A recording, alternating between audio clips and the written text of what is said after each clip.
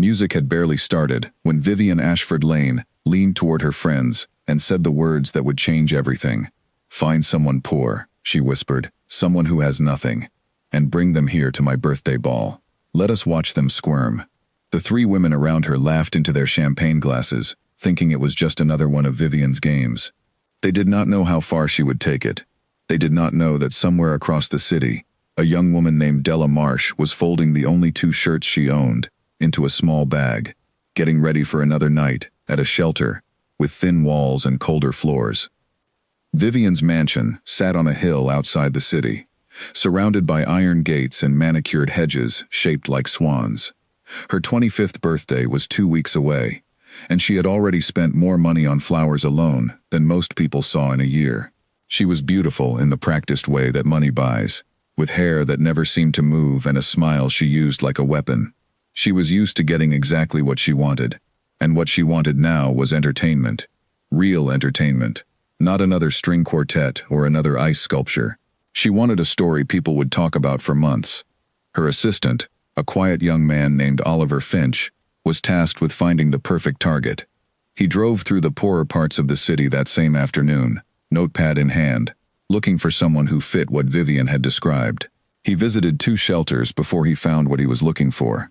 At the third one, a modest building with peeling paint near the old train yard, he saw a young woman sitting near the window, carefully stitching a small tear in a second-hand coat, with a needle she had clearly used many times before. Her stitches were neat. Her hands moved with a kind of quiet confidence that surprised him. He asked the shelter director about her. Her name was Della Marsh, 22 years old, the director said. She had grown up bouncing between foster homes, never quite finding a place to call permanent. When she turned 18, the support system that had carried her through childhood simply stopped, the way it does for so many young people who age out with nowhere else to go. She had worked at a small clothing shop until it closed its doors for good, and since then she had been staying at the shelter, taking whatever work she could find during the day, and sleeping in a narrow bed at night. Oliver watched her for a while longer. There was something about her posture, the way she held her chin up, even while doing something as small as mending a coat, that stayed with him. He returned to Vivian's estate that evening and reported what he had found. Vivian listened with growing delight. "A foster kid," she repeated, tapping her manicured nails against her wine glass. "Perfect. Absolutely perfect." She instructed Oliver to have an invitation made, the same kind sent to her wealthiest guests, embossed with gold lettering and sealed with wax. She wanted Della to believe, at least for a little while, that she was truly welcome. The invitation was delivered 2 days later by a courier in a neat gray uniform. Della was sitting outside the shelter on a plastic chair, eating a sandwich someone had donated, when the courier approached and asked if she was Della Marsh. She nodded slowly, confused, and accepted the thick cream-colored envelope he handed her. Inside was a card unlike anything she had ever held. The paper felt heavy and expensive between her fingers.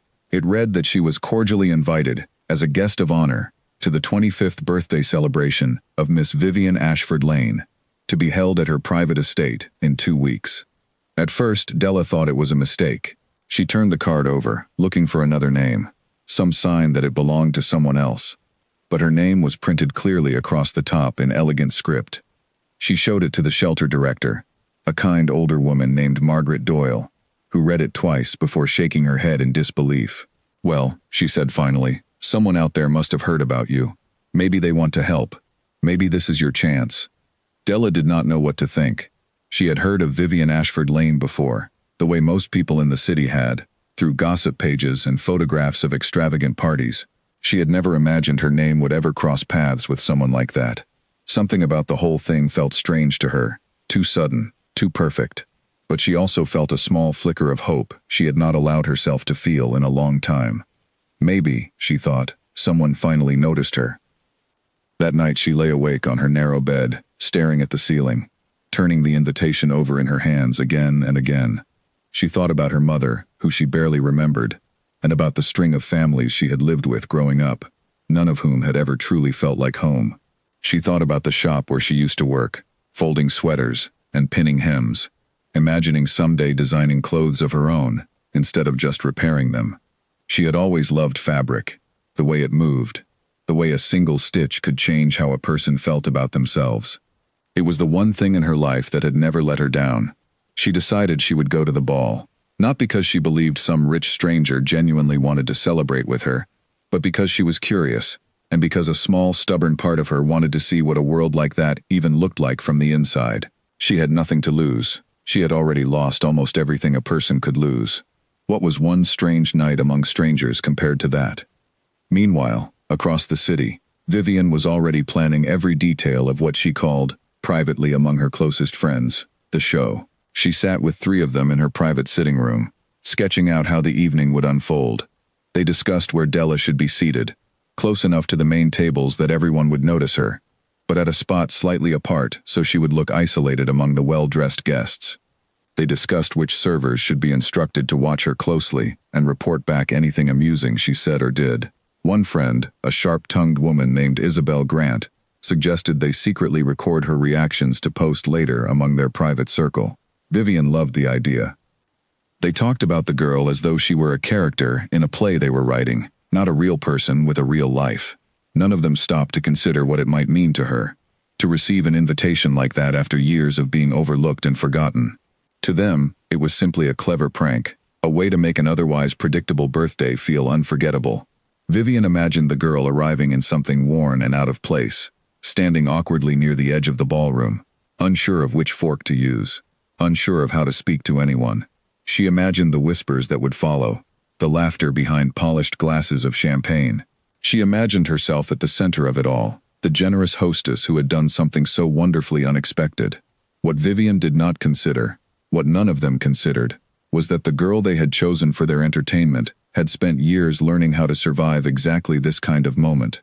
Della had grown up watching people judge her before they even knew her name. She had grown up walking into new schools, wearing clothes that did not fit quite right, sitting in new homes where she was reminded, in small quiet ways, that she did not quite belong. She had learned long ago how to hold her head up even when everything around her suggested she should look down. She had learned how to turn cheap fabric into something beautiful, with nothing but patience and a needle. She had learned, more than anything, how to endure. Back at the shelter, Della spent her free hours in the following days thinking about what she would wear.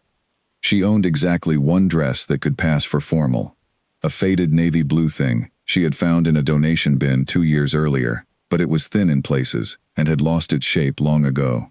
She thought about asking Margaret if the shelter had any donated clothing that might work better, but something in her resisted the idea. If she was going to walk into that mansion, she wanted to walk in wearing something that was truly hers, something she had made with her own hands, even if it was made from almost nothing. She began going through the shelter's donation boxes in her spare time, searching for fabric, buttons, anything usable. She found an old curtain, heavy and cream-colored, tucked away in a box no one had touched in months. She found a length of dark green ribbon, still wrapped around its original spool, slightly faded but intact.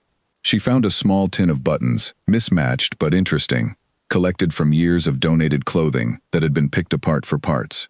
She gathered these treasures quietly, carrying them back to her corner of the shelter, like a magpie building a nest. At night, after her shifts at whatever temporary job she could find during the day, she sat by the window with a borrowed sewing machine that belonged to the shelter, one that jammed constantly and needed to be coaxed along like an old stubborn animal. She began cutting the curtain fabric, measuring against her own body, sketching a design in the margins of a notebook she had carried with her since her last foster home. She imagined a dress with clean lines, something structured but soft, something that would move the way she imagined truly beautiful things moved. Margaret noticed her working late one evening and sat down beside her. "What are you making?" she asked gently. Della hesitated before answering, still unsure whether to share something so personal. "A dress," she finally said, "for the ball." Margaret studied the fabric spread across the table, the careful pencil marks Della had drawn along its edges. "You have a good eye," Margaret said quietly. "You always have." Della smiled faintly, unused to hearing something like that said so plainly, without hesitation or pity behind it. As the days passed, the dress slowly began to take shape. It was far from perfect. The fabric puckered in places where Della had to unpick and re-sew a seam 3 or 4 times before it lay right. The old sewing machine skipped stitches when it grew warm, forcing her to slow down and guide the fabric through by hand. But with each evening, the shape grew clearer, the lines grew sharper, and something in Della grew steadier too. For the first time in a long while, she had something to look forward to, something that belonged entirely to her. Across the city, in her mansion on the hill, Vivian had no idea that the young woman she had chosen for a cruel joke was busy creating something extraordinary. She continued planning her party as though everything would unfold exactly as she imagined, never once considering that the girl she thought she understood completely was someone she did not understand at all. She sent out the rest of her invitations, hired an orchestra, ordered flowers imported from 3 different countries, and picked out her own gown, a shimmering silver creation that had taken a designer 6 weeks to complete. The night before the party, Della sat alone by the window of the shelter, the finished dress laid carefully across her bed. It was not perfect, not by the standards of the world she was about to enter, but it was hers, made from things others had thrown away, shaped by her own 2 hands into something she was genuinely proud of. She ran her fingers along the seams one last time, checking for loose threads, adjusting a button near the collar. Tomorrow, she thought, she would walk into a mansion full of strangers who expected her to feel small. She did not yet know what waited for her there, the whispers already planned in her name, the eyes already prepared to watch her stumble. But she knew one thing, with quiet certainty, as she finally turned off the lamp and closed her eyes. She was not going to walk in there feeling ashamed of who she was. The morning of the party arrived cold and bright. Della woke early, her heart already racing, though the ball would not begin until evening. She spent the day carefully pressing the dress, fixing a few last details, and washing her hair in the shared bathroom down the hall. Margaret helped her pin it into a simple, elegant style, humming softly as she worked, telling Della stories about parties she had attended decades earlier, before her own life had taken different turns. For a few hours, the shelter felt less like a place of survival, and more like a place where something good was finally about to happen. As the sun began to set outside the tall windows of the shelter, Della stood in front of a cracked mirror in the hallway, seeing herself, for the very first time in a long time, as someone worth noticing. She smoothed the fabric of her dress, took a slow breath, and picked up the small clutch she had also made from the scraps left over from the curtain. Somewhere across the city, a car was already being sent to bring her to the mansion, arranged by Vivian's assistant as part of the elaborate joke meant to make her feel special before the humiliation began. Della did not know what awaited her behind those iron gates. She only knew that whatever happened, she intended to walk through them as herself. The car that arrived outside the shelter that evening was long and black, polished so well it looked like a mirror on wheels. Della stood at the entrance for a moment, watching her own reflection ripple across its surface, hardly recognizing the calm expression on her face. A driver in a dark uniform stepped out and opened the rear door without a word, as though picking up someone from a homeless shelter in a gown made of curtain fabric was the most ordinary thing in the world. Margaret stood at the doorway behind her, arms crossed against the evening chill, watching with an expression somewhere between pride and worry. "Be careful tonight," Margaret said quietly, as Della paused before stepping into the car. "Not everyone who smiles at you means well." Della turned back and nodded, tucking the words away somewhere she could reach them later if she needed to. She did not fully understand yet how true they would prove to be, but something in her chest had already begun to tighten, with a quiet kind of readiness, the same instinct she had relied on through every strange new home and every unfamiliar room she had ever walked into as a child. The drive to the estate took nearly 40 minutes, winding out of the crowded streets, near the train yard, and into wide-open roads, lined with trees, whose branches formed a canopy overhead. Della watched the city fall away behind her, replaced slowly by large gated properties, manicured lawns, and houses so big they looked more like museums than homes. She had passed through neighborhoods like this before, always on a bus heading somewhere else, always looking through glass at a life that seemed to belong to a different world entirely. When the car finally turned through the iron gates of Vivian's estate, Della felt her breath catch despite herself. The mansion rose up before her like something built for a queen, its windows glowing gold with light, its long driveway lined with white flowers that seemed to shimmer under strings of soft lanterns. Cars far more expensive than anything she had ever seen in person were parked along the circular drive, and men in dark suits moved briskly between them, opening doors for guests dressed in silk and jewels. Della stepped out of the car slowly, smoothing the front of her dress with steady hands. A valet glanced at her, his expression flickering with confusion for half a second before he caught himself and offered a polite nod, unsure what to make of the plain black car she had arrived in compared to the sleek sports cars surrounding it. She lifted her chin, the same way she had learned to do as a child walking into yet another unfamiliar classroom, and began walking toward the enormous front doors. Inside, the mansion opened into a ballroom larger than anything she had ever imagined existed inside someone's private home. Chandeliers hung from the ceiling, like frozen waterfalls of light, casting a warm golden glow across marble floors, polished to a mirror shine. An orchestra played softly near one end of the room, while servers in crisp white uniforms moved silently between clusters of guests, carrying trays of champagne and small delicate foods Della did not recognize. The air smelled of expensive perfume and fresh flowers, layered with something else she could not quite name, a kind of confidence that seemed to belong only to people who had never once worried about where their next meal would come from. Vivian stood near the center of the room, surrounded by a circle of friends, her silver gown catching the light every time she moved. She spotted Della the moment she entered and felt a small thrill move through her, the same thrill she imagined a hunter might feel spotting prey stepping into a clearing. She nudged Isabel beside her, nodding subtly toward the entrance. "There she is," Vivian whispered. Isabel's lips curled into a knowing smile as she turned to watch. Della paused just inside the doorway, taking in the room slowly, her eyes moving across the chandeliers, the orchestra, the endless sea of unfamiliar faces. For a moment, the old fear crept up in her chest, the same fear that used to grip her whenever she walked into a new home, surrounded by people who already knew each other, already had their own rhythms and rules she had not yet learned. She pushed the fear down the way she always did, reminding herself that she had survived far harder rooms than this one. A young server, perhaps not much older than Della herself, approached with a tray of drinks. He offered her a glass, his eyes flicking briefly over her dress with an expression she could not quite read. She accepted it with a polite thank you, noticing the way his gaze lingered just a moment too long, as though trying to place where he had seen fabric like that before. She did not let it bother her.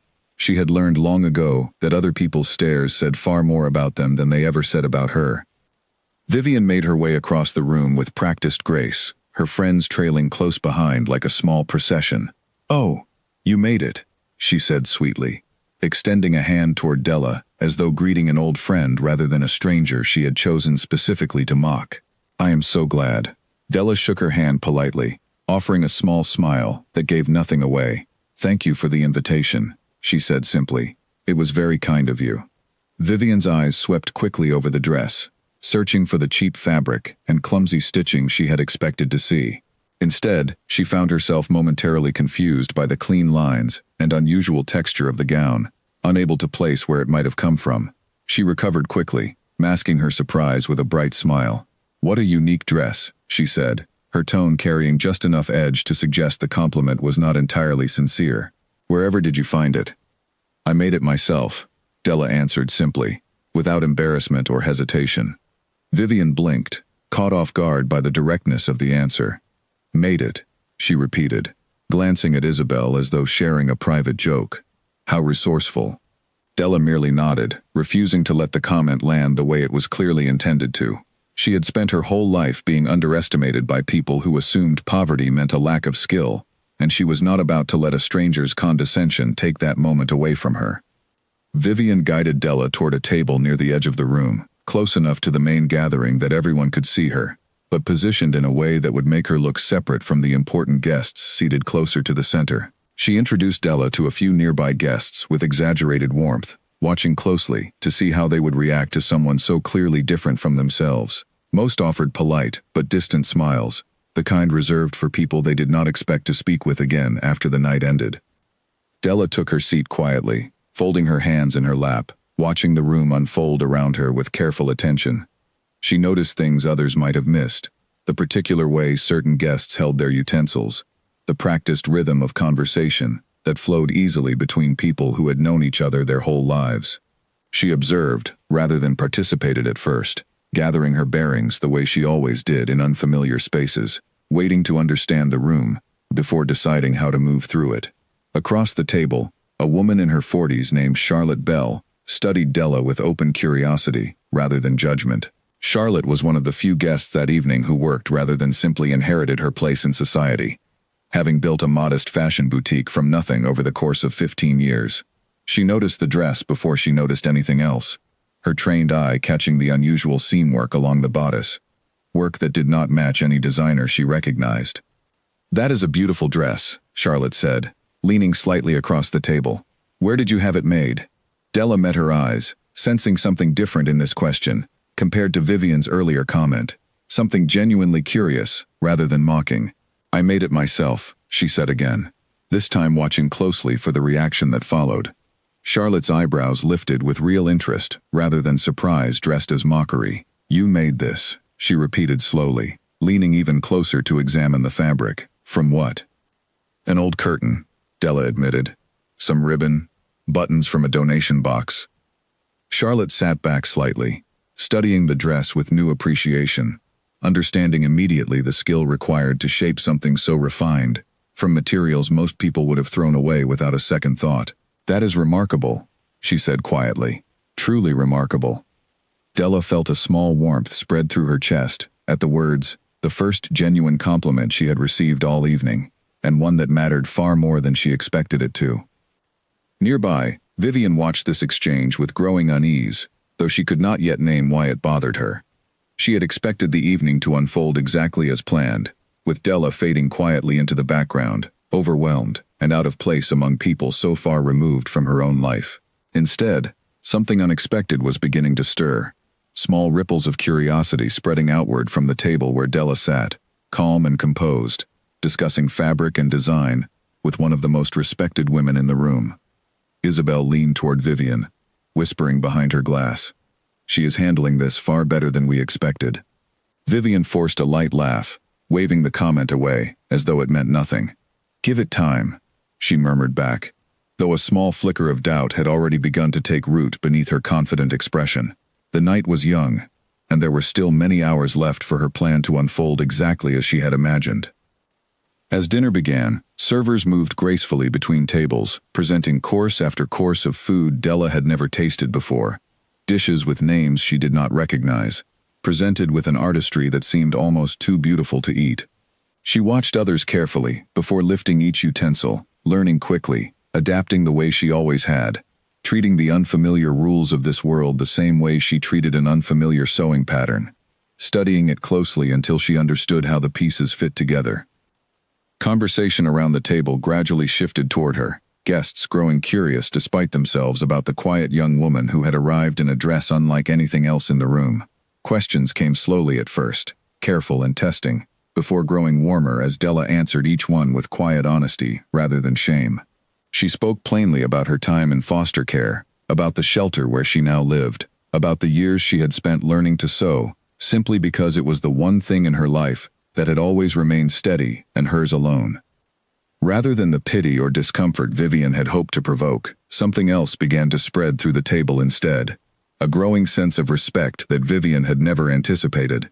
Guests who had walked in expecting to laugh quietly behind their glasses found themselves instead genuinely listening, drawn in by the steady confidence with which Della spoke about a life so different from their own.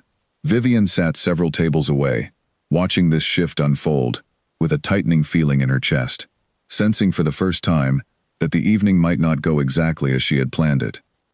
Unbeknownst to her, standing near the edge of the ballroom with a glass of champagne in her hand, a well-known figure from the fashion world had also taken notice of the striking dress and the quiet young woman wearing it. Her name was Eleanor Voss, a respected editor known throughout the industry for discovering unexpected talent in unlikely places. She watched Della from a distance for several minutes, studying the cut of the gown with growing fascination, before deciding that this was a conversation she very much wanted to have herself. Eleanor Voss did not simply attend parties for entertainment. She attended them because she had spent 20 years training her eyes to catch what most people missed, the small details that separated ordinary craft from something truly special. She had built her reputation by finding designers before anyone else knew their names, championing their work in her magazine long before the rest of the industry caught up. She moved through crowded rooms like a quiet detective, always searching, always watching, rarely disappointed by what she eventually found. She set her champagne glass down on a passing tray and made her way across the ballroom, weaving between clusters of guests until she reached the table where Della sat. Charlotte Bell, still seated nearby, noticed her approach and offered a small knowing smile, having already guessed what had drawn Eleanor's attention. "Forgive the interruption," Eleanor said smoothly, addressing Della directly, "but I could not help noticing your dress from across the room. Might I ask who designed it?" Della looked up, momentarily caught off guard by the elegant woman now standing before her, her posture radiating the kind of quiet authority that came from decades spent at the center of an industry most people only saw from a distance. "I designed it myself," she answered simply, the same honest response she had given all evening. Eleanor's eyebrows lifted slightly, though her expression remained composed, years of practice keeping her reactions carefully measured, even when genuinely surprised. "May I sit?" Eleanor asked, gesturing toward the empty chair beside Della. Della nodded, and Eleanor settled into the seat, with the easy grace of someone accustomed to commanding attention wherever she went. "Tell me about the fabric," Eleanor said, leaning in slightly to study the seams more closely. "The structure here is unusual, almost architectural. Where did you learn to construct something like this?" "I taught myself," Della said, watching Eleanor's expression carefully. "I used to work at a small shop that sold second-hand clothing, mending things that came in torn or missing buttons. I started experimenting on my own time, taking things apart to understand how they were built, then trying to build my own versions from whatever I could find." Eleanor listened intently, nodding slowly, clearly recognizing something rare in the story unfolding before her. Charlotte, still listening from across the table, added quietly that the dress before them had been made entirely from a discarded curtain and mismatched buttons found in a donation box. Eleanor turned back to Della with unmistakable admiration now openly showing on her face. "That is extraordinary," she said. "Most young designers I meet have access to studios, fabric suppliers, mentors guiding their every step. You built something this refined with none of that." Word of the conversation began to spread quietly through the ballroom, guests glancing curiously toward the table, where the well-known editor sat deep in conversation with the unfamiliar young woman in the handmade gown. Vivian noticed the shift immediately, her earlier unease sharpening into something closer to alarm. She excused herself from her circle of friends and made her way toward the table, forcing a bright smile onto her face as she approached. "Eleanor, darling," Vivian said smoothly, resting a hand lightly on the back of an empty chair. "I see you have met my special guest." Eleanor glanced up, offering Vivian a polite nod before turning her attention back to Della. "Yes, remarkable talent you have found here," Eleanor said. "Wherever did you discover her?" Vivian hesitated for just a fraction of a second, long enough for Isabel, standing nearby, to notice the flicker of uncertainty cross her friend's face. "Oh, you know," Vivian said lightly, waving a hand, as though the details were unimportant. "I like to support people from all walks of life." It was a careful answer, vague enough to avoid revealing the truth behind the invitation, yet warm enough to preserve the image of generosity she wanted others to associate with her name. Della said nothing, watching the exchange quietly, sensing an undercurrent she could not yet fully name, but recognized instinctively as something worth paying attention to. Eleanor, ever perceptive, studied Vivian for a moment longer than necessary, before turning her full attention back toward Della. "Well, whatever the story behind tonight," she said, "I would very much like to see more of your work. Do you have anything else? Sketches? Other pieces you have made?" Della hesitated, unsure how much to reveal, unsure whether opening this door was wise, given how strange the evening had already become.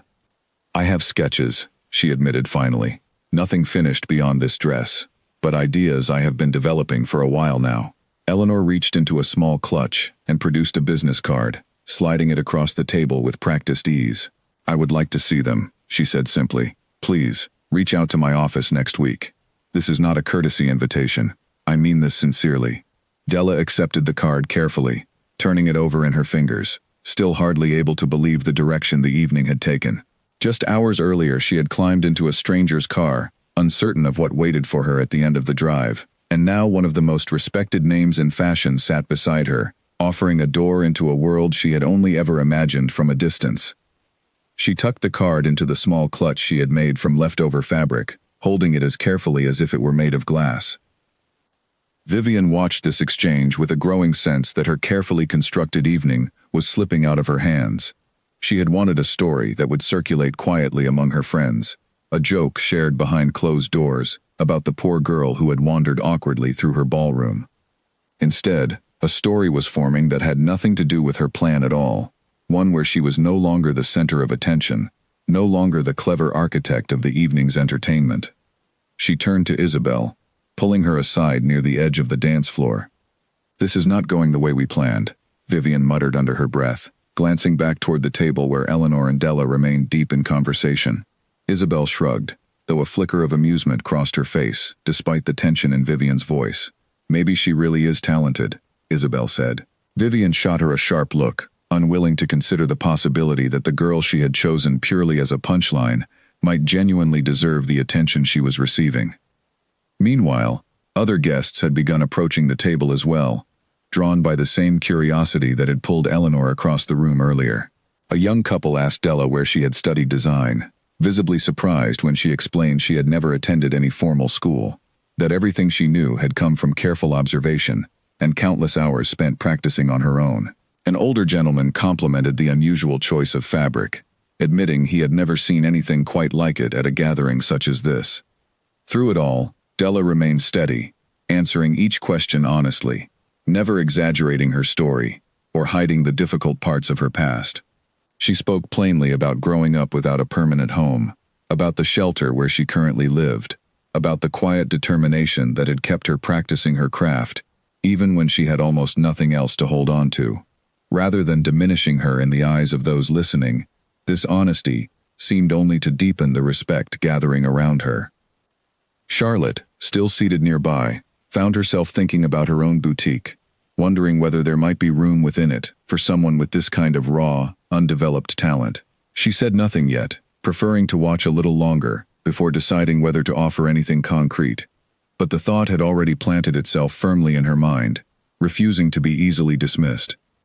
As the evening wore on, the orchestra shifted into something livelier, and guests began moving toward the dance floor in small groups. Vivian, determined to reclaim some measure of control over her own celebration, made her way to the center of the room, gathering the attention of nearby guests with practiced ease. She danced, laughed loudly at jokes that were not particularly funny, and did everything she could to redirect the room's focus back toward herself. For a while it seemed to work. Guests drifted toward the dance floor, drawn by the music and the familiar rhythm of a party unfolding as expected. Della remained seated near the edge of the room, watching quietly, content to observe rather than join the dancing herself. She had never learned steps like the ones being performed before her, and she felt no shame in admitting it, choosing instead to simply enjoy the spectacle from a comfortable distance. But even as the dancing continued, small clusters of guests kept glancing back toward her table, whispering quietly among themselves, the story of the resourceful young woman in the handmade dress, already beginning to spread from group to group across the ballroom. Vivian could feel the shift, even as she smiled and twirled beneath the chandeliers, sensing that no matter how brightly she performed at the center of the room, something else entirely had captured the true attention of her guests that night. Near midnight, a small group of Vivian's closest friends gathered near the bar at the far end of the ballroom, drinks in hand, voices lowered, but not quite low enough. Among them was a young woman named Charlize Bennett, known within the group for her sharp tongue and her tendency to say exactly what others were thinking, but too cautious to speak aloud. She had watched the evening unfold with growing frustration, annoyed that the joke she had helped plan was slipping further away from its intended outcome with every passing hour. "Can you believe this?" Charlize said, glancing across the room toward the table where Della still sat, now surrounded by several curious guests, eager to hear more about her work. "We invited her here to be a joke, and somehow she has become the most interesting person at the party." Isabel shushed her quickly, glancing around to make sure no one else had overheard, but the words had already been spoken, floating just a little too loudly above the music. A server passing nearby, with a tray of empty glasses, caught the tail end of the comment, his expression flickering with discomfort, before he continued on his way without a word. He was one of several staff members hired specifically for the evening, temporary workers moving quietly through the crowd, invisible to most of the guests who rarely looked twice at the people serving them. But invisibility did not mean deafness, and the words Charlize had spoken settled uneasily in his mind as he carried on with his duties. Vivian, returning from the dance floor and flushed from exertion, joined her friends near the bar, accepting a fresh glass of champagne from a passing tray. "What are we discussing?" she asked, though something in her tone suggested she already suspected the subject. Isabel glanced nervously toward Charlize, who shrugged and answered honestly despite the warning look. "Just saying this whole plan backfired," Charlize said. "She is stealing your spotlight, Vivian. On your own birthday." Vivian's jaw tightened almost imperceptibly, though she quickly masked the reaction with a light laugh. "It is not backfiring," she said smoothly. "People are simply curious about something unusual. That is all. It will pass." But even as she spoke the words, she did not fully believe them herself, and the small group around her exchanged glances that suggested they shared the same doubt. Across the room, Della had risen from her seat to admire a large arrangement of flowers near one of the tall windows, taking a brief moment away from the steady stream of conversation that had surrounded her for much of the evening. She stood quietly, tracing the delicate petals with her fingertips, allowing herself a small, private moment to absorb everything that had happened since she first stepped through the mansion's doors. It was during this quiet moment that Charlize approached her directly, wine glass in hand, an expression on her face that Della could not immediately read. "So," Charlize said, stopping just a few feet away, arms crossed loosely. "How does it feel?" Della turned, meeting her gaze evenly. "How does what feel?" she asked, her voice calm despite the sudden shift in the air between them. "Being the guest of honor," Charlize said, her tone carrying a thin edge of mockery beneath the surface. "Being invited here just to see how you would react, to see if you would embarrass yourself in front of everyone." Della felt something tighten in her chest at the words, though she kept her expression carefully composed, refusing to give Charlize the reaction she seemed to be searching for. "I do not understand what you mean," Della said quietly, though a part of her had already begun to suspect the truth behind Charlize's words. Charlize laughed softly, shaking her head, as though amused by Della's composure. "You really do not know, do you?" she said. "Vivian invited you here as a joke, a prank for her birthday, something to laugh about with her friends. Did you really think a woman like her wanted to celebrate with someone like you?" The words landed harder than Della expected, cutting through the quiet confidence she had carried throughout the evening. For a moment, the room seemed to grow smaller around her, the music fading into background noise as she processed what she had just heard. She thought of the invitation arriving at the shelter, the careful hours spent constructing her dress, the hope she had allowed herself to feel, despite every instinct warning her to stay cautious. She thought of Margaret's warning before she left, the gentle reminder that not everyone who smiles means well. She understood now, with painful clarity, exactly what that warning had meant. She had been invited not out of kindness or curiosity, but as entertainment, for people who saw her hardship as something to laugh about, behind polished glasses of champagne. Della stood very still, feeling the sting of humiliation spread slowly through her chest, aware suddenly that several nearby guests had turned to watch the exchange unfold. She could feel their eyes on her, waiting perhaps to see whether she would crumble beneath the weight of what had just been revealed, whether she would rush from the room in tears the way Vivian and her friends had likely imagined all along. But something steadied within her instead, some deep well of resilience built through years of enduring far harder moments than this one. She had survived homes where she was never truly wanted, survived years of being reminded in small, cruel ways that she did not quite belong, survived nights with nothing but a needle and thread to keep her company. She was not about to let one cruel comment, however painful, take away the dignity she had carried with her all evening. "I see," Della said finally, her voice steady despite the tremor she felt beneath the surface. "Thank you for telling me the truth." Charlize seemed almost disappointed by the calm response, having expected something closer to tears or panic. She opened her mouth to say something further, but before she could continue, a familiar voice interrupted from a few steps away. Eleanor Voss had witnessed the entire exchange from a short distance, her expression sharpening with quiet disapproval as she stepped closer to the two women. "That is quite an ugly thing to say," Eleanor said, addressing Charlize directly, her tone carrying the unmistakable authority of someone accustomed to being listened to. Charlize's confident expression faltered slightly under the weight of Eleanor's gaze, clearly caught off guard by the sudden intervention. "I was simply being honest," Charlize said, attempting to recover her composure. "Honesty and cruelty are not the same thing," Eleanor replied evenly. There is a difference between telling the truth and using the truth as a weapon. She turned toward Della, her expression softening considerably. "Are you all right?" she asked gently. Della nodded slowly, grateful for the unexpected support, though the sting of Charlize's words still lingered beneath the surface. By now, a small cluster of guests had gathered nearby, drawn by the tension in the air, watching the scene unfold with a mixture of curiosity and discomfort. Vivian, alerted by Isabel's urgent whisper, made her way quickly across the room, her earlier confidence replaced by a flicker of genuine worry as she registered the growing crowd and the expression on Eleanor's face. "What is happening here?" Vivian asked, forcing a smile that did little to mask the tension beneath it. Eleanor turned toward her, her expression cool and measured. "Your friend here has just informed our guest of honor that tonight's invitation was nothing more than a cruel joke," Eleanor said plainly, her words carrying clearly enough for several nearby guests to hear. Vivian's smile faltered completely, her eyes darting briefly toward Charlize with something close to panic. "That is not," Vivian began, searching quickly for some way to soften what had just been revealed, but Eleanor cut her off before she could finish. "I think we all understand exactly what this evening was meant to be," Eleanor said. "The question now is how you intend to handle it, now that everyone is watching to see what kind of person you truly are."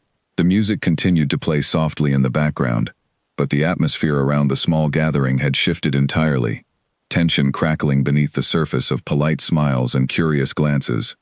Vivian stood frozen for a moment, acutely aware that the story of her cruel joke, meant to remain a private amusement among her closest friends, had just become a very public spectacle, unfolding in the middle of her own birthday celebration. For a long moment, no one spoke. The orchestra continued playing somewhere near the far end of the ballroom, but the small circle gathered around Vivian, Della, and Eleanor felt entirely separate from the rest of the party, as though a curtain had dropped around them, sealing them into a private moment the other guests could only watch from a distance. Vivian's mind raced, searching for some clever response that might turn the situation back in her favor, but for once, nothing came to her quickly enough. Della stood quietly amid the growing silence, feeling the weight of dozens of eyes now resting on her.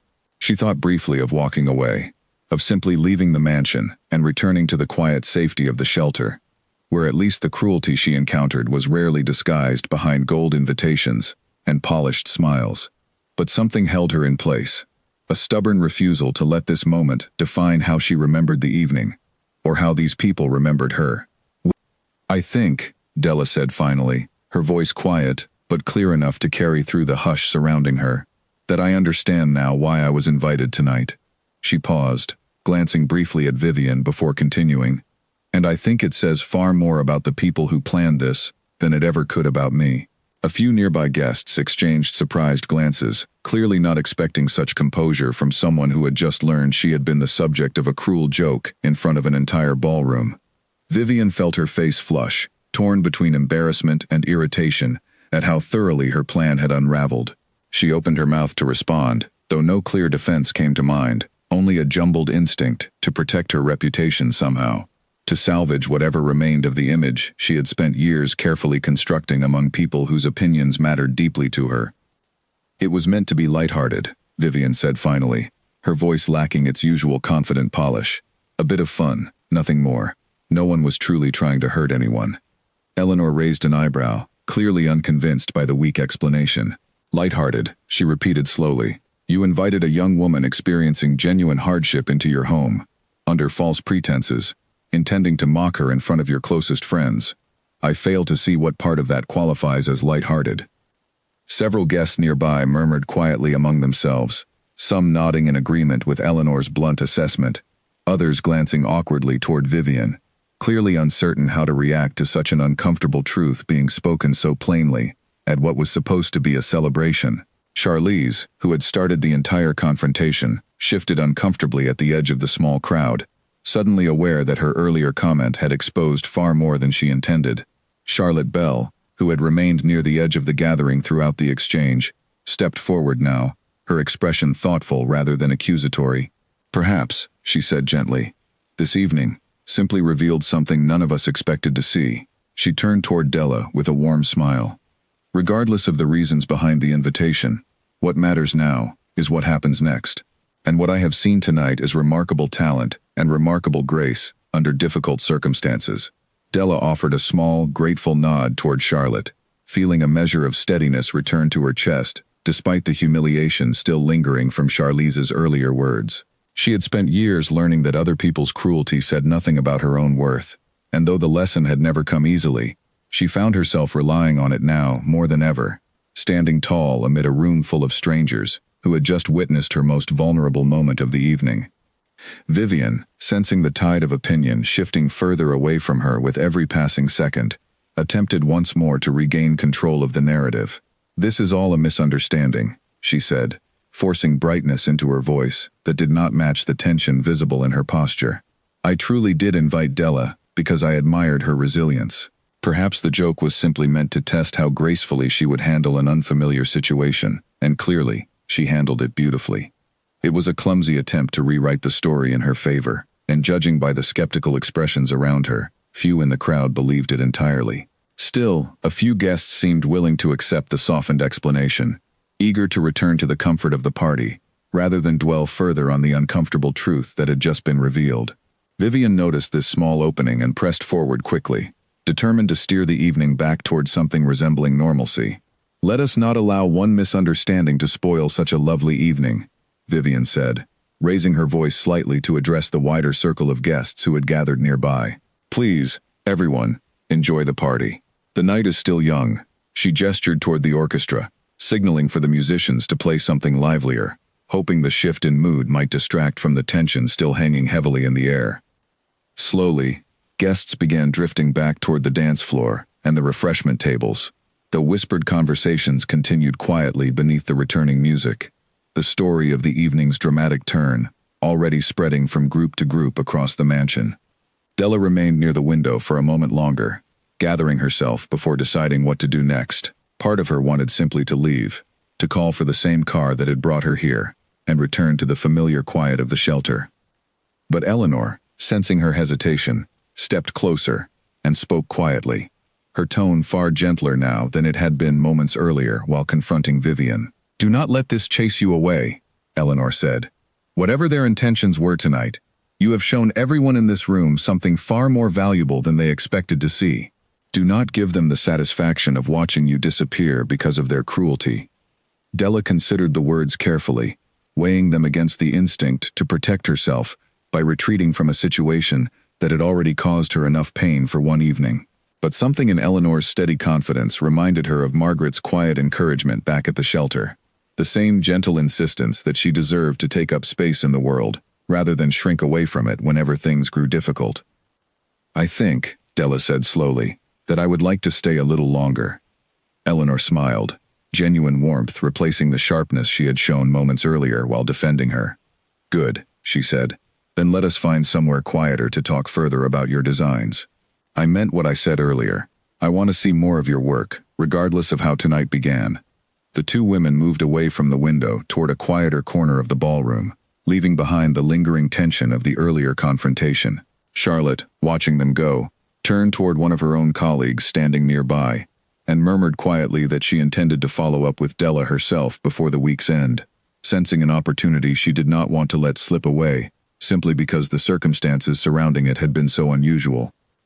Meanwhile, near the bar, Vivian gathered her closest friends once more, her earlier bright smile replaced now by a tight, controlled expression that suggested simmering frustration beneath the surface.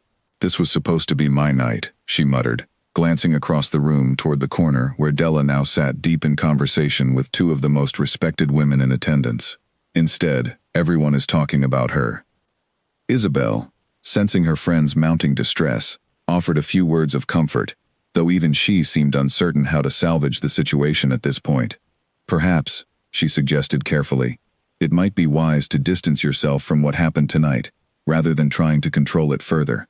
Vivian shot her a sharp look, unwilling yet to accept that the story unfolding around her had already slipped entirely beyond her ability to shape it. Charlize, standing quietly at the edge of the group, said nothing further, aware now that her earlier comment had set into motion consequences far larger than she had anticipated. She glanced once more toward the corner where Della sat, noticing the easy warmth with which Eleanor and Charlotte spoke with her, and felt, for the first time that evening, a small flicker of something uncomfortably close to shame. In the quieter corner of the ballroom, away from the music and the curious glances of other guests, Della found herself seated between Eleanor Voss and Charlotte Bell, two women whose combined experience in the fashion world stretched back decades. Eleanor had produced a small notebook from her clutch, flipping to a blank page, ready to jot down notes, as though Della were already a client, rather than a stranger she had met only hours earlier. "Tell me more about your process," Eleanor said, pen poised above the paper. "When you look at fabric, what do you see first?" Della paused, considering the question carefully, unused to being asked something so specific about the instincts she had developed almost entirely on her own. "I think about how it moves," she said slowly. "Whether it will fall soft or hold its shape. Whether it wants to be simple or wants something added to it." Eleanor nodded, scribbling quickly, clearly pleased with the answer. "That instinct cannot be taught easily," she said. "Most students spend years in design school, trying to develop exactly what you just described naturally." Charlotte, seated on Della's other side, agreed with a small smile, adding that she had seen countless young designers struggle with fabric selection despite years of formal training, something Della seemed to navigate instinctively, without ever having set foot inside a classroom. As the conversation continued, Della found herself relaxing slightly, the earlier humiliation from Charlize's cruel words slowly softening beneath the genuine interest surrounding her now. She spoke about her years working at the second-hand clothing shop, describing how she used to spend her lunch breaks studying the construction of donated garments, carefully unpicking seams just to understand how they had been assembled before sewing them back together even better than before.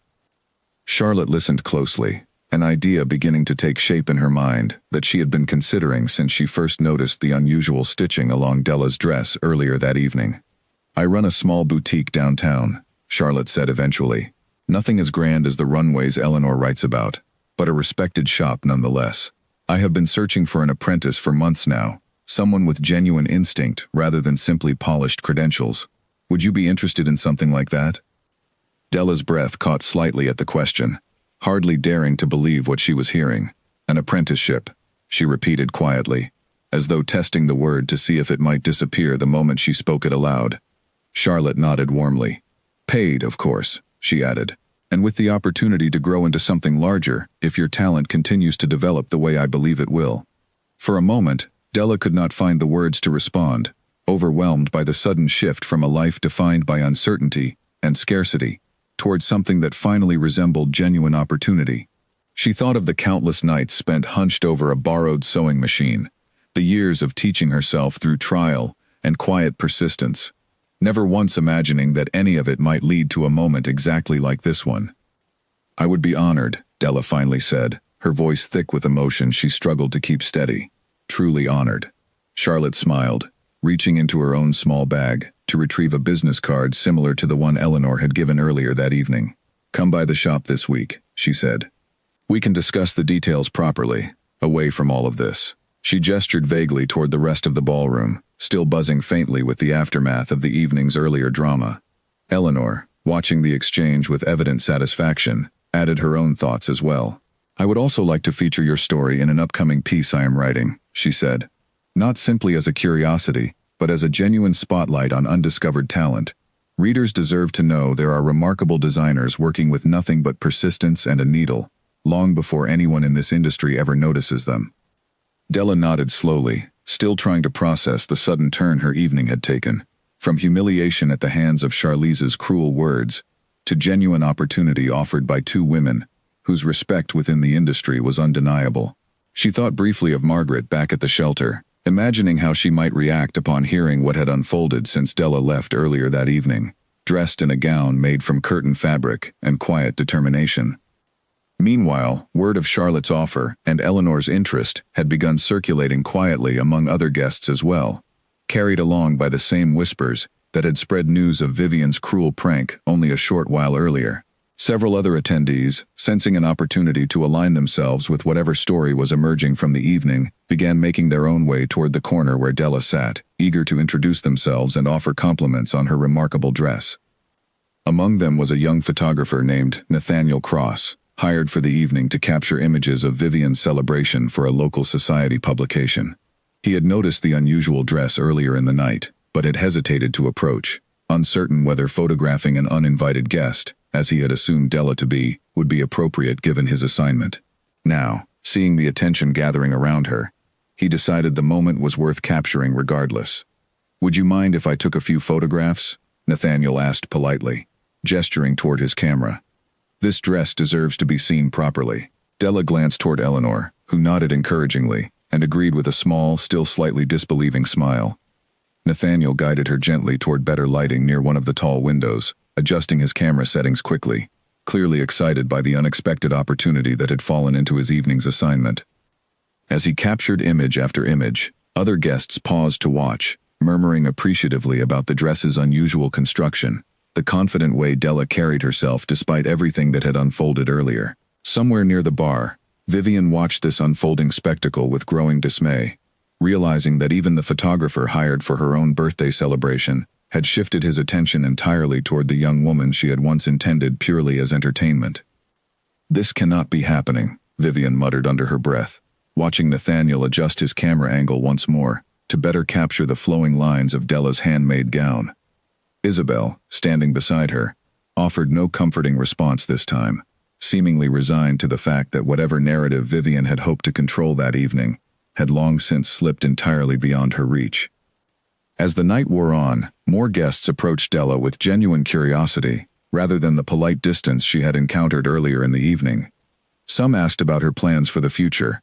Others simply wished to compliment her dress and hear more about the resourcefulness that had gone into creating it. Della answered each question patiently, still slightly overwhelmed by the sudden attention, yet grounded by the quiet confidence she had carried with her since first walking through the mansion's doors. Near midnight, as the party began winding down and guests started gathering their coats to depart, Charlotte approached Della once more, offering a final warm smile before saying goodnight. "Remember," she said, "come by the shop soon. This opportunity is real, regardless of how strangely tonight began." Della thanked her sincerely, tucking both business cards carefully into her small handmade clutch, alongside the invitation that had started this entire unexpected chain of events. As she prepared to leave the mansion at last, stepping back out into the cool night air, toward the same car that had brought her earlier that evening, Della allowed herself a small moment to simply breathe, absorbing everything that had happened since she first read the strange invitation 2 weeks earlier. She had arrived expecting nothing more than curiosity about a world she would likely never see again. She was leaving instead with the first real opportunity of her adult life, carried in the form of 2 small business cards and a photographer's promise to send along the images he had taken that evening. The following morning, Della woke early in her narrow bed at the shelter, the events of the previous night settling over her slowly, like sunlight creeping across a room. For a moment she wondered if she had dreamed the entire evening. The mansion, the chandeliers, the 2 women who had offered her opportunities she had never dared imagine for herself.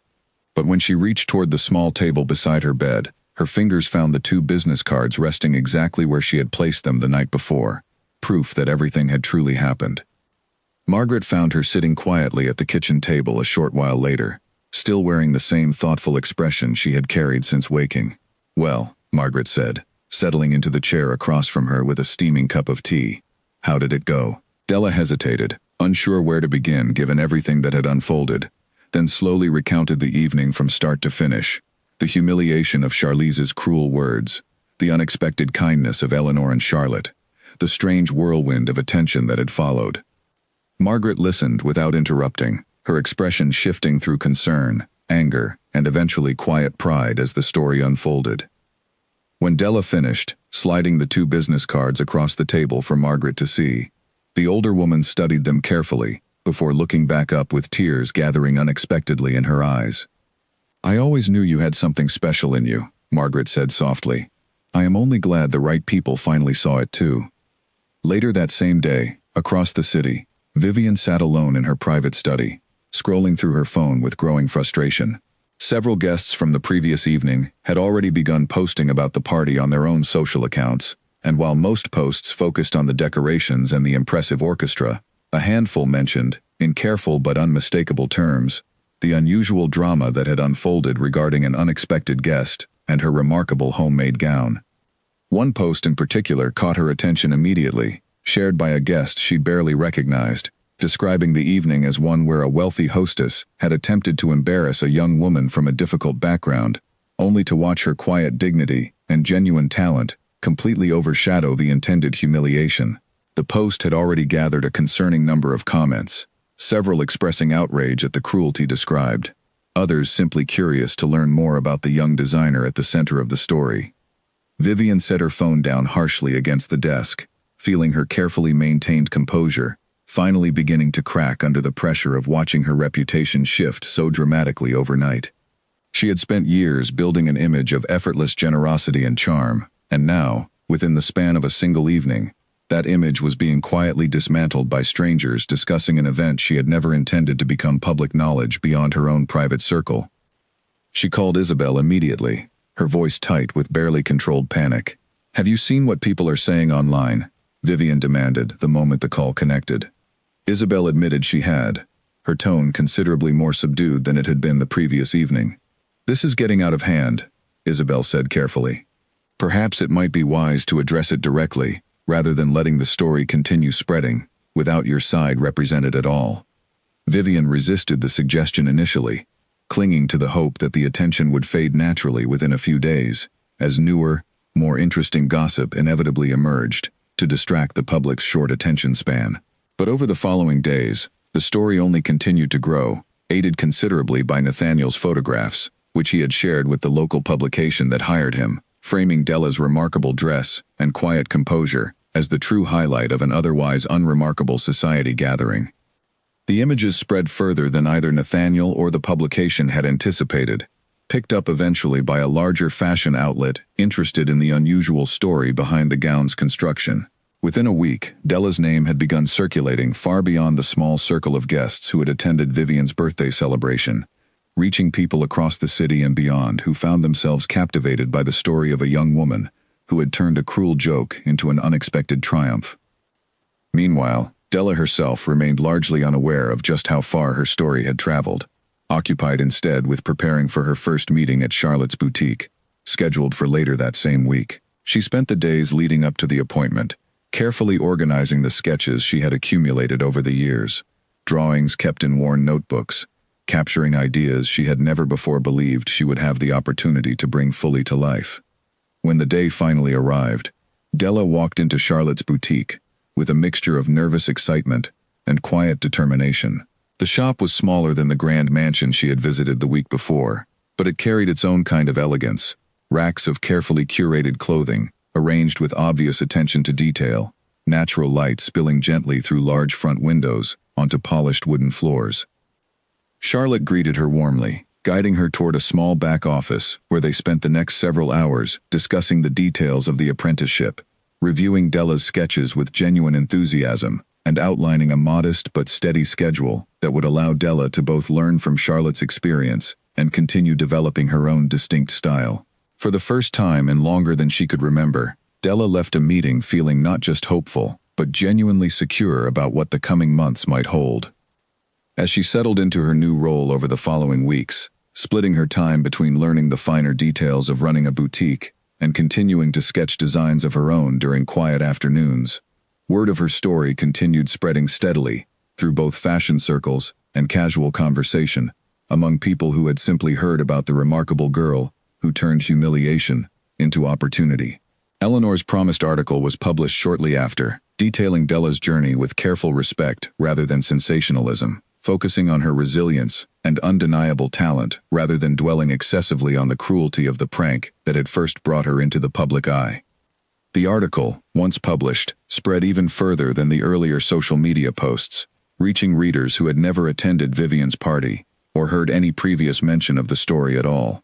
Comments beneath the piece overwhelmingly praised Della's composure and skill, while several expressed sharp criticism toward the anonymous hostess described within the article, whose identity, though not explicitly named by Eleanor out of professional discretion, had already become widely known through the earlier social media discussions surrounding the event. Vivian found herself increasingly isolated as the weeks passed, watching friends who had once eagerly attended her gatherings grow noticeably more distant, wary perhaps of being associated too closely with a story that continued reflecting poorly on her character. Invitations to other social events grew fewer, replaced instead by polite but increasingly hollow excuses whenever she attempted to organize gatherings of her own. The very reputation she had spent years carefully cultivating now seemed to be unraveling in quiet, steady increments, each day bringing new evidence of how thoroughly her plan to humiliate someone else had instead reshaped her own standing among the people whose opinions she valued most. A month after the party, Vivian sat alone in her mansion on a quiet afternoon, the same grand rooms that had once buzzed with music and laughter, now feeling strangely hollow around her. She scrolled through her phone out of habit rather than genuine interest, noting the steady decline in engagement on her own social posts, compared to the attention still gathering around articles and photographs connected to Della's remarkable story. She thought back often to that evening, replaying the moment Eleanor had confronted her in front of dozens of watching guests, the moment her carefully constructed plan had collapsed entirely under the weight of its own cruelty.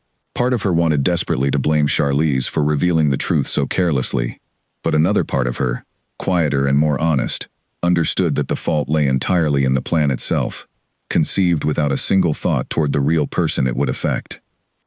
She reached for her phone one evening and dialed Oliver, the assistant who had first found Della at the shelter weeks earlier. "Do you still have contact information for that shelter?" Vivian asked, her voice uncertain in a way that surprised even herself. Oliver, equally surprised by the question, confirmed that he did, though he asked cautiously what she intended to do with it. "I am not entirely sure yet," Vivian admitted quietly. "I simply feel that something needs to be made right." Oliver, who had witnessed the entire planning process from its earliest stages, offered no judgment in his response, simply providing the information she requested and wishing her well with whatever she decided to do next. Meanwhile, Della continued settling comfortably into her new life, splitting her time between the boutique and a small apartment she had recently been able to afford thanks to her steady new income, a modest but meaningful step away from the shelter that had sheltered her through some of the hardest years of her life. She visited Margaret regularly, bringing small gifts and updates on her progress, grateful always for the woman who had believed in her long before anyone else recognized her talent.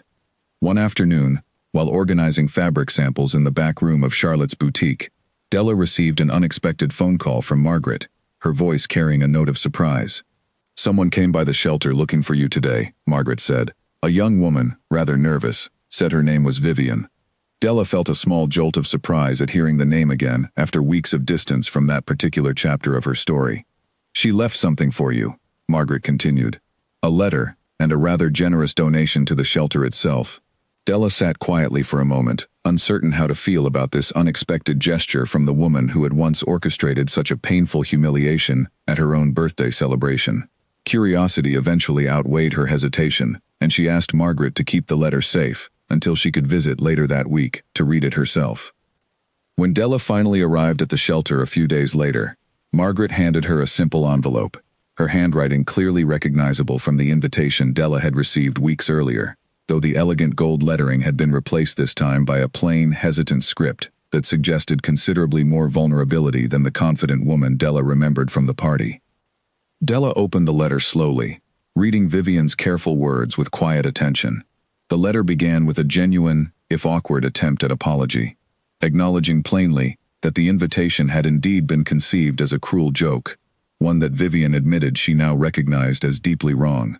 It went on to describe the isolation she had experienced in the weeks following the party, an isolation she acknowledged was entirely of her own making, born from a plan that had revealed far more about her own character than she had ever intended to expose. The letter closed with a simple request, not for forgiveness, which Vivian admitted she understood she had no right to expect, but for the opportunity to make amends in some small way, beginning with the donation she had already made to the shelter, and continuing, should Della be willing, with support for programs helping young people aging out of foster care find stable footing as they transitioned into independent adulthood. Della sat quietly with the letter for a long while after finishing it, considering carefully how she felt about the words written before her. She thought about the pain of that evening, the sting of Charlize's cruel revelation, the humiliation of realizing she had been invited purely as entertainment for people who saw her hardship as amusing rather than difficult. But she also thought about everything that had followed, the unexpected opportunities, the genuine kindness of Eleanor and Charlotte, the quiet strength she had discovered within herself, by refusing to let cruelty define how she carried herself.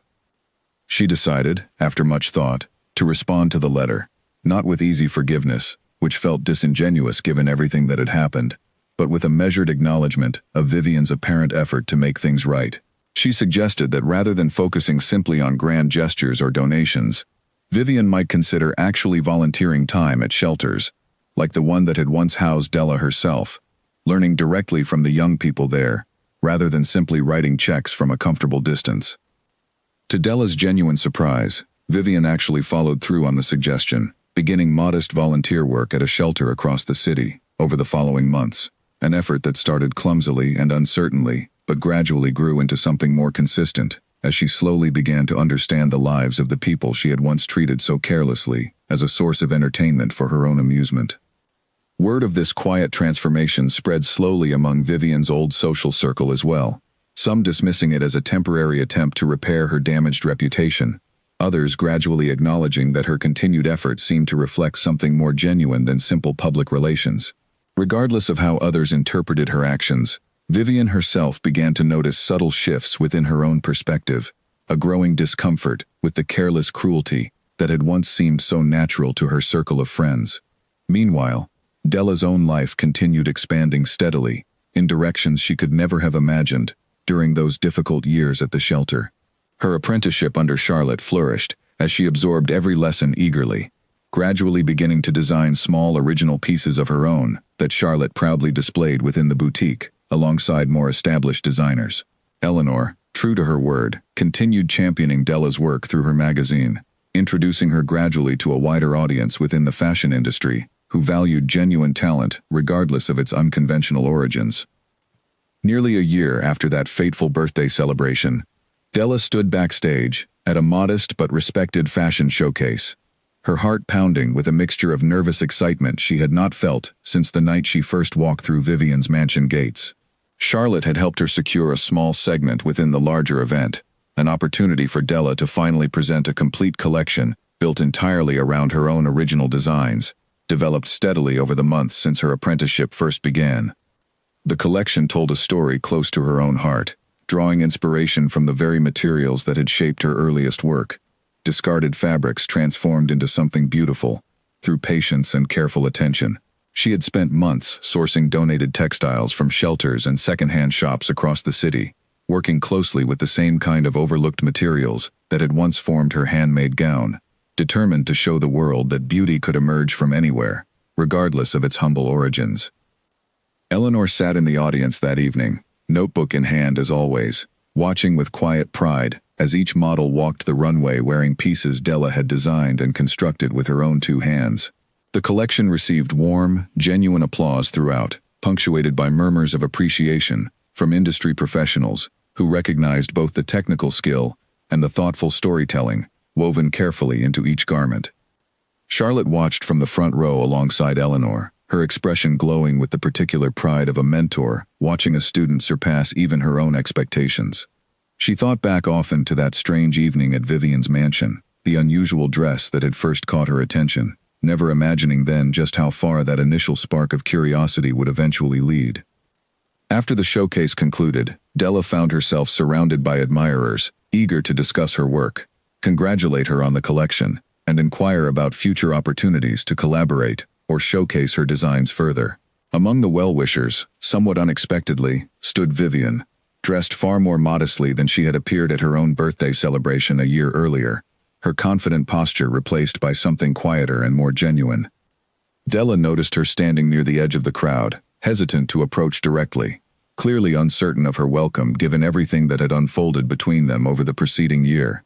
Eventually, Della made her way toward her, offering a small, measured smile that acknowledged both the distance that remained between them and the genuine progress Vivian had made since that painful evening. "Your collection was beautiful," Vivian said quietly, her voice lacking the practiced polish it once carried, replaced instead by something more sincere. "I am glad you found the success you deserved, despite everything that happened."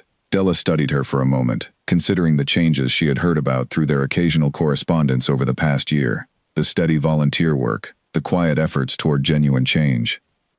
"Thank you for coming," Della said finally, her tone civil though not overly warm, an honest reflection of where their complicated history had settled after months of careful, measured distance. Vivian nodded, seeming to understand and accept the boundaries of whatever relationship remained possible between them. "I have been volunteering regularly now," she added. "It has taught me more than I expected it would." Della appreciated the honesty in the admission, recognizing the genuine effort behind it, even as she remained cautious about fully trusting the transformation Vivian described.